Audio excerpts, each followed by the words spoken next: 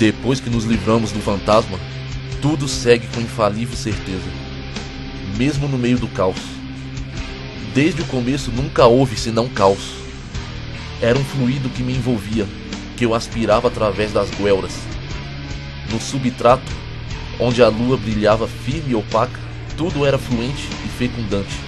Acima era confusão e discórdia. Em tudo eu via logo o oposto, a contradição. E entre o real e o irreal via a ironia, o paradoxo. Eu era meu pior inimigo. Do que eu desejasse fazer, nada havia que eu não pudesse também deixar de fazer. Mesmo em criança, quando nada me faltava, eu queria morrer. Queria entregar-me porque não via sentido em lutar. Sentia que nada seria provado, justificado, somado ou subtraído, se eu continuasse uma existência que não havia pedido.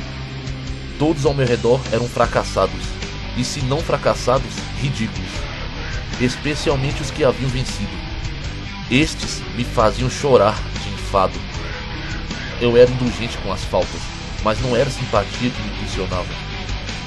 Era uma qualidade puramente negativa, uma fraqueza que florescia à simples vista da miséria humana. Nunca ajudei alguém esperando que disso resultasse algum bem. Ajudava porque era incapaz de agir de outra maneira. Querer mudar o estado de coisas parecia-me fútil. Estava convencido de que nada seria mudado, a não ser por uma mudança de coração. E quem poderia mudar o coração dos homens? De vez em quando um amigo se convertia. Era algo que dava vontade de vomitar. Eu não tinha mais necessidade de Deus que ele de mim. E se existisse Deus, dizia muitas vezes comigo mesmo, eu o enfrentaria calmamente e cuspiria em sua cara. O que mais me aborrecia era que à primeira vista as pessoas geralmente me consideravam bom, bondoso, generoso, leal, fiel. Talvez eu possuísse essas virtudes, mas se assim fosse, era por ser indiferente.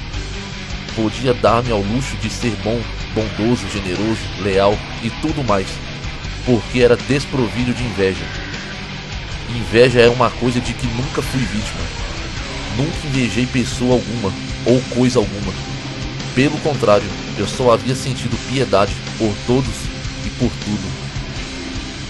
Desde o começo eu devo ter me treinado a não desejar muito coisa alguma. Desde o começo fui independente de uma maneira falsa. Não tinha necessidade de ninguém porque desejava ser livre. Desejava ter a liberdade de fazer e dar só quando assim ou ditasse meus caprichos. No momento em que algo era esperado ou exigido de mim, eu me esquivava. Essa era a forma que tomava minha independência. Em outras palavras, eu era corrupto desde o começo. Era como se minha mãe me tivesse alimentado com veneno, e embora desmamado cedo, o veneno nunca tivesse deixado o meu organismo. Parece-me que mesmo quando ela me desmamou, eu fiquei completamente indiferente. A maioria das crianças revolta-se ou finge revoltar-se, mas eu não dei a menor importância. Ainda em Coelhos eu já era filósofo. Era contra a vida por princípio. Que princípio? O princípio da futilidade. Todos ao meu redor estavam lutando. Eu, porém, nunca fiz um esforço. Se parecia estar fazendo um esforço, era apenas para agradar alguém. No fundo, pouco se me dava. E se pudesse explicar-me por que foi assim, eu o negaria, pois nasci com uma veia maldita, e nada pode eliminar isso. Ouvi contar mais tarde, quando já estava crescido, que tiveram um trabalhão para tirar-me do útero. Compreendo isso perfeitamente. Por que mexer-me? Por que sair de um belo lugar quente, um cômodo retiro, onde tudo era oferecido grátis?